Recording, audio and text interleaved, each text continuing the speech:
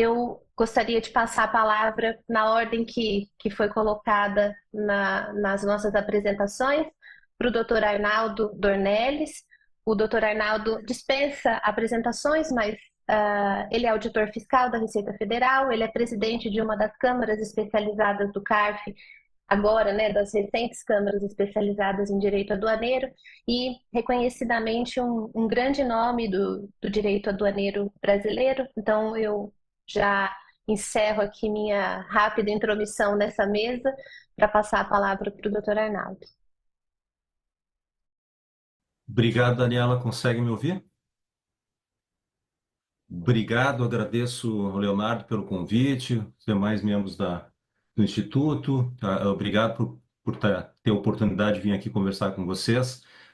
Eu também, como o professor Rosaldo Trevisan, eu também tive a felicidade de poder participar das discussões, e eu acho que isso é um privilégio para todos, que todos os aduaneiros gostariam de estar no nosso lugar, discutindo esses temas e podendo contribuir para o aperfeiçoamento da legislação aduaneira. Então, obrigado mesmo pelo convite.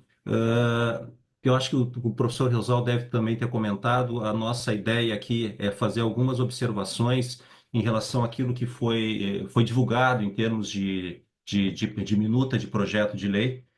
E é em cima dessa minuta que eu pretendo fazer algumas observações. A questão que envolve controle, fiscalização aduaneira não é algo que esteja exatamente estruturado dentro do projeto de lei. Ele tem alguns pontos que a gente pode pensar em vários segmentos do texto que acabou sendo discutido e acabou sendo. Que é o texto que está sendo levado adiante até agora. Lembrando também que a gente vai ter muita discussão no meio do caminho, isso vai para o Congresso. O que entra no Congresso não é o que sai do Congresso, é um primeiro pontapé que a gente está dando para poder contribuir para essa melhoria. É uma questão interessante também, porque a gente teve muito pouco tempo para discutir. Esse é um problema, e talvez isso justifique um pouco, e eu não estou justificando completamente, mas talvez justifique um pouco por que a gente acabou tendo um grupo reduzido fazendo esse trabalho inicial. Porque se a gente começa a discutir muitos temas, a gente acabaria perdendo uma oportunidade e o Congresso tem seu tempo. O senador tinha o seu tempo e era preciso cumprir esse tempo para que a gente não perdesse essa janela de oportunidade. Isso explica um pouco também por que a gente não trabalha alguns temas que são um pouco mais complexos, como infrações e penalidades, como processo administrativo, como a própria legislação tributária envolvendo o comércio exterior, são coisas que acabam dificultando um pouco o andamento, porque a gente teria muita, muita, muita discussão. E é interessante, Daniela, porque quando a gente está falando de infrações e penalidades e processo administrativo, para mim tem tudo a ver com a questão do desafio do controle da fiscalização de fronteiras. Assim, ó, quando eu falo em desafio de controle, quando eu falo em controle, quando eu falo em fiscalização, não é o que a gente quer, mas é o que é possível de acabar acontecendo, que é justamente a imposição de penalidades, a exigência de um crédito tributário. E essa exigência de crédito tributário, essa imposição de penalidades, acaba desbordando para a questão do processo administrativo. Então, é uma pena que a gente não consiga evoluir mais, porque isso tem tudo a ver com a questão de fiscalização. A fiscalização inicia um procedimento que a gente vai encerrar lá no final, quando tiver o processo julgado.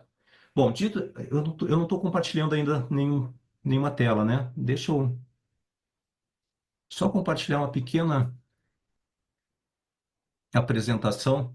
Me digam se vocês conseguem ver uma.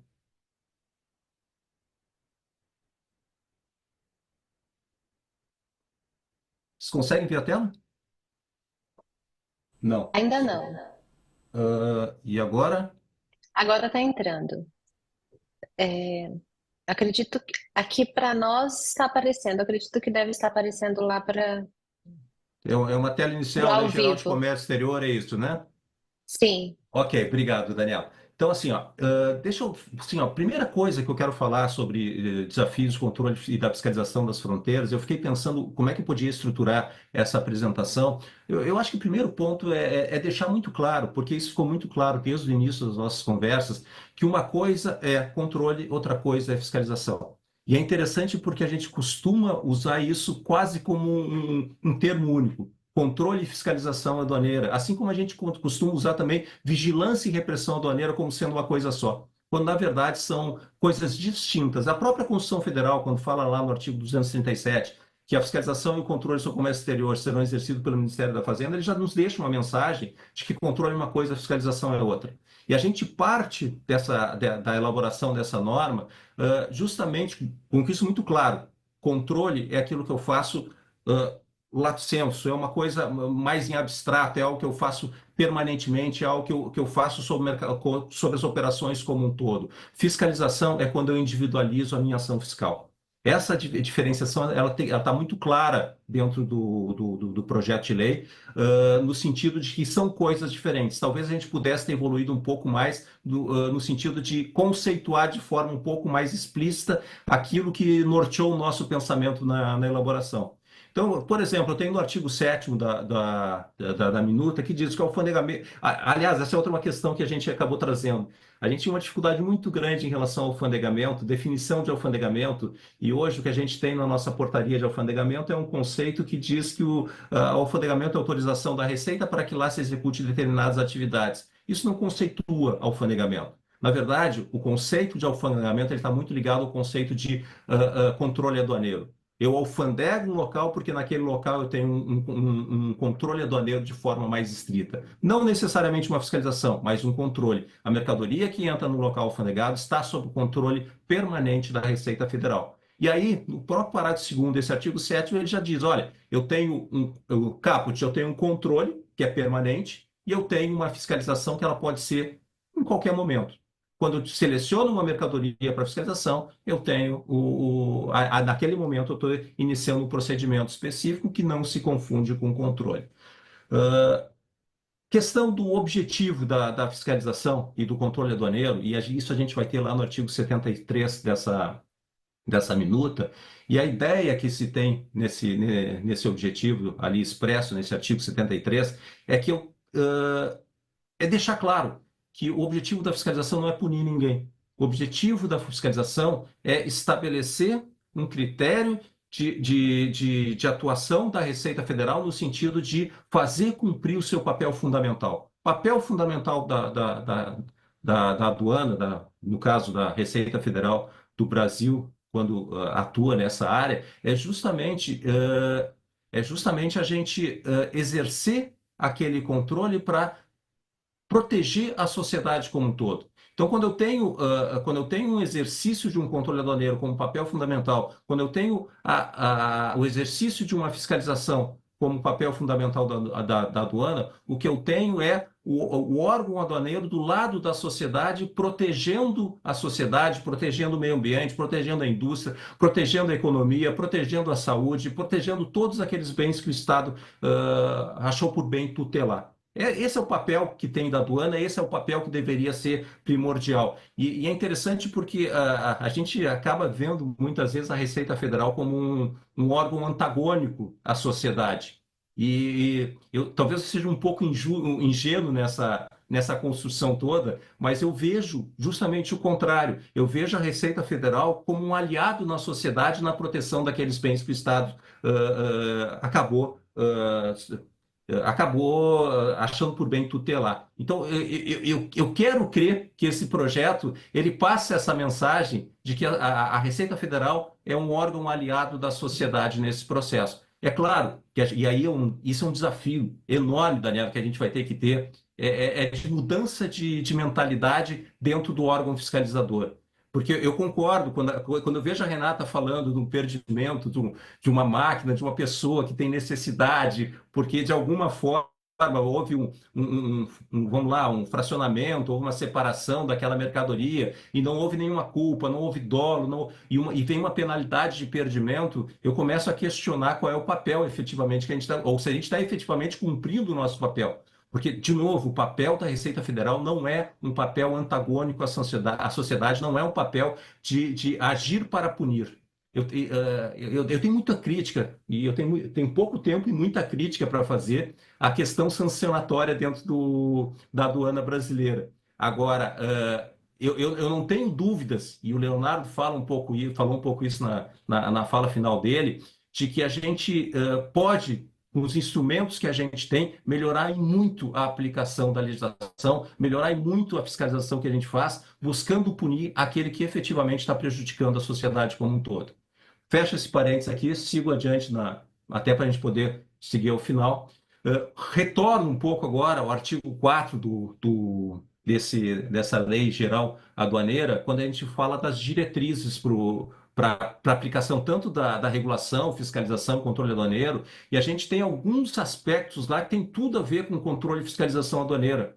Gestão de risco, por exemplo, como a Daniela frisou bem, eu acho que isso é um avanço enorme que a gente tem nessa lei, trazendo para a lei o que é efetivamente gestão de risco. Não tem novidade aqui, Daniela. Na verdade, não tem novidade. A novidade é levar essa regulação para status de lei. Isso é uma novidade boa, porque a gente diz assim, ó, façam todo o controle aduaneiro, façam a fiscalização baseado numa gestão de risco. E uma gestão de risco voltada para a sociedade, voltada para o benefício da sociedade. Então, para mim é fundamental e talvez esses sejam os desafios que a gente tem em relação à fiscalização e controle aduaneiro, é fazer a melhor gestão de risco possível, de tal forma que eu consiga, numa gestão de risco, identificar efetivamente quem é o cara que está agindo de má fé, o cara que está prejudicando a sociedade, a economia, a indústria, porque esse cara tem que ser punido.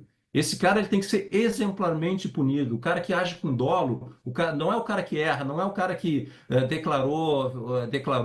fez uma declaração errada em relação à classificação fiscal, ou que preencheu de forma incorreta o fabricante, o exportador. Não é esse cara que deveria ser o foco da aduana. O foco da aduana deveria ser naquele cara que entra no comércio internacional, ou entra no comércio internacional brasileiro, desculpa, para fraudar, para obter vantagem, porque fazendo isso ele está, de alguma forma, prejudicando a concorrência, ele está levando vantagem em cima de outros, e daqui a pouco está até prejudicando uma indústria nacional que está gerando empregos, coisas do gênero.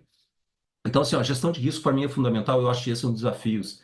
Um segundo ponto que está ali nas diretrizes, quando a gente fala de equilíbrio entre segurança e facilitação, segurança é o controle, segurança é a fiscalização. Agora, facilitação é como que eu faço para que esse controle, como que eu faço especificamente essa fiscalização, ela não prejudique o fluxo do comércio internacional. Como é que eu faço? Claro, eu tenho uma gestão de risco que vai me indicar o que deve ser selecionado. Agora, eu preciso também que, ao ser selecionado, eu não prejudique demais aquela operação de importação. É preciso que tenha fluxo, é preciso que tenha uma continuidade de movimento para que haja uma previsibilidade do tempo que uma determinada mercadoria vai levar para passar para a aduana. Isso, para mim, é um desafio também enorme que a gente vai ter que transpor. E assim, ó, há um endereçamento dessa questão no projeto. A solução, de novo, não é o projeto que vai dar. A solução que a gente vai ter para essas questões é a aplicação prática daquilo que a gente tem na legislação aduaneira. De novo, gerenciamento de risco, equilíbrio entre o que é razoável em termos de liberação, em termos de fiscalização. Eu chamo aqui também uma questão, Daniel, porque quando a gente está pensando na questão de facilitação, a gente pensa muito, vamos deixar a mercadoria fluir, vamos deixar para o canal verde. Talvez, quando a gente pensa nos programas de conformidade, um OEA da vida, ok, eu acho que faz todo sentido um programa de OEA em que eu tenha toda uma conformidade dentro da atividade daquele ente, daquele interveniente no comércio exterior, permitir que aquilo passe de uma maneira bastante célere durante o despacho aduaneiro até a liberação da mercadoria. Eu tenho um pouco de receio, e por isso que eu acho que a gente tem que mexer muito na questão tanto da penalidade como do processo, porque o problema que eu tenho é que quando eu estou fazendo uma ação de fiscalização antes da liberação da mercadoria, enquanto a mercadoria não foi entregue ainda para o interveniente ou para o importador, o que eu tenho é uma ação que potencialmente ela contém danos. Ela corrige efeitos que aquela mercadoria, ao entrar de forma irregular no país, ela pode causar, em termos de, vamos lá, afetação de concorrência, economia, meio ambiente, saúde, qualquer coisa. Quando eu estou falando de uma ação fiscalização após a liberação, eu não tenho mais como cessar danos. O dano já foi causado pela introdução e livre circulação da economia no país. O que eu posso fazer numa ação posterior é uma ação punitiva.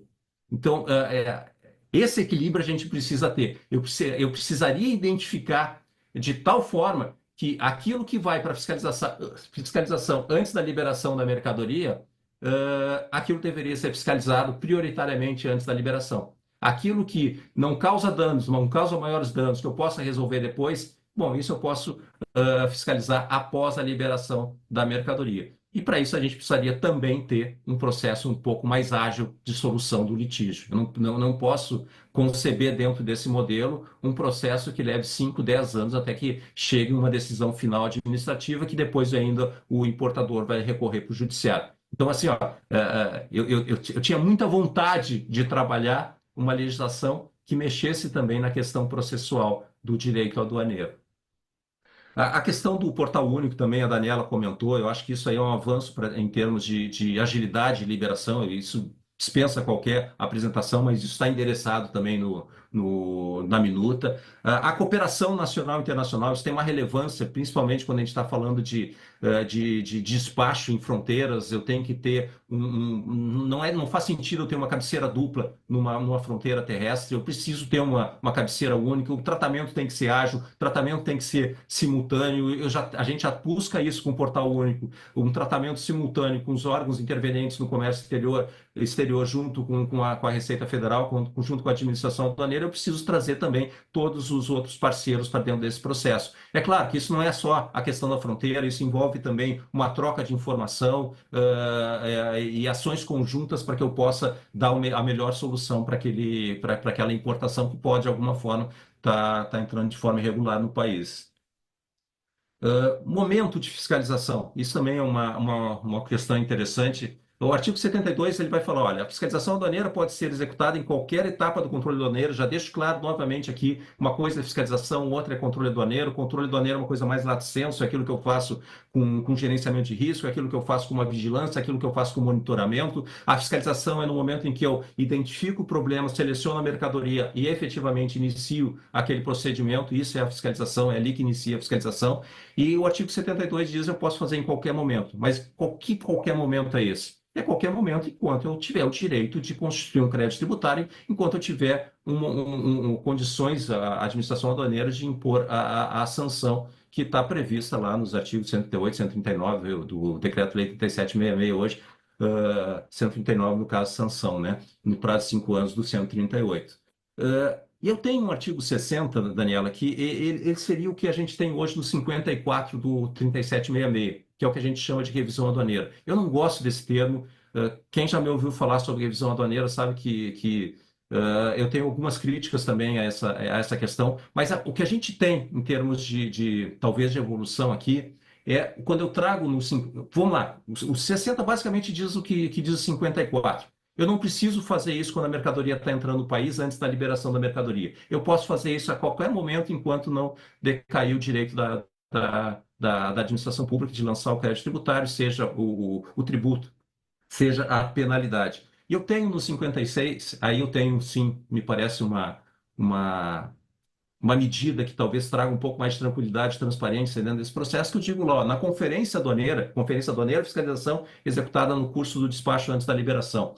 Na conferência aduaneira, a autoridade responsável indicará objetivamente os elementos analisados em relação às mercadorias importadas, na forma estabelecida pela administração aduaneira. Ou seja, se olhou a classificação, diga, olhei classificação. Se olhou o valor aduaneiro, diga, olhei valor aduaneiro, para que a gente possa dar agilidade. Esse instrumento de canal verde ele é fundamental para que a gente retorne à questão que a gente viu no slide anterior, da agilidade no comércio exterior. Eu só posso dar facilitação se eu tiver confiabilidade que eu vou poder posteriormente olhar se há alguma irregularidade naquela mercadoria. Mas, ao mesmo tempo, eu não posso também largar uma lança em cima da cabeça do importador de que olhou uma vez, ele possa olhar indefinidamente isso enquanto não passar o prazo de 5 anos. Então, acho que isso aqui é um certo avanço. Já me encaminhando para o final, eu só quero destacar que eu tenho um determinado capítulo dessa minuta que vamos falar dos procedimentos de fiscalização, os procedimentos fiscais. E ali lista diligência aduaneira, conferência aduaneira, auditoria posterior à liberação, auditoria de conformidade aduaneira, procedimento de combate à fraude aduaneira e repressão aduaneira foram os procedimentos fiscais que eu acabei elencando. Isso aqui não são procedimentos fiscais de um mesmo nível. Por óbvio que uma diligência aduaneira não é um procedimento de fiscalização. Agora, uma conferência aduaneira é um procedimento de fiscalização. Aliás, é o procedimento de fiscalização que eu faço no curso de despacho antes da liberação da mercadoria.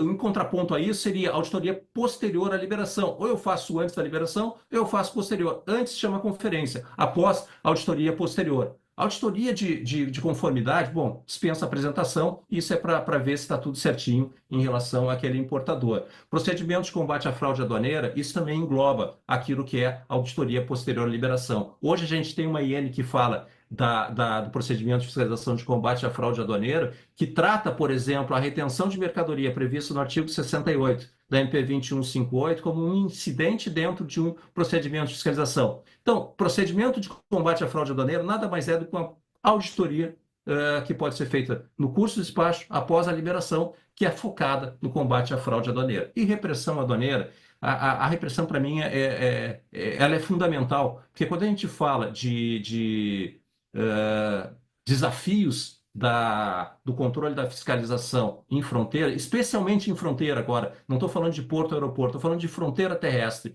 A gente tem uma delimitação de zona primária que a gente pode entender como as portas de entrada e saída de mercadoria, veículos, pessoas do país. Eu entro e saio por zona primária.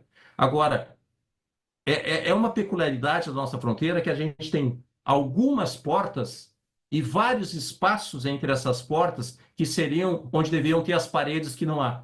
Então, eu tenho uma porta de entrada, mas eu tenho várias lacunas entre essas portas que não tem nenhuma barreira para entrada. Então, quando eu vejo em desafios de controle e fiscalização nas fronteiras, eu muito mais do que aquele desafio que a Daniela ela refere na fala introdutória dela, de como eu faço o gerenciamento de risco, a questão que envolve a facilitação nessa importação, como é que eu faço para impedir que mercadorias entrem de forma clandestina no país. Isso a gente precisa, de alguma forma, dar um reforço na nossa repressão. De novo, uma repressão aduaneira aliada da sociedade no sentido de combater os ilícitos aduaneiros. E para finalizar, e esse é o último slide, Daniel, que já vi que já passei meu tempo, 1 minuto e 44 segundos aqui, para que a gente possa exercer, de fato, ser um aliado da sociedade dentro desse processo de fiscalização, esse processo de tutelar, de efetivamente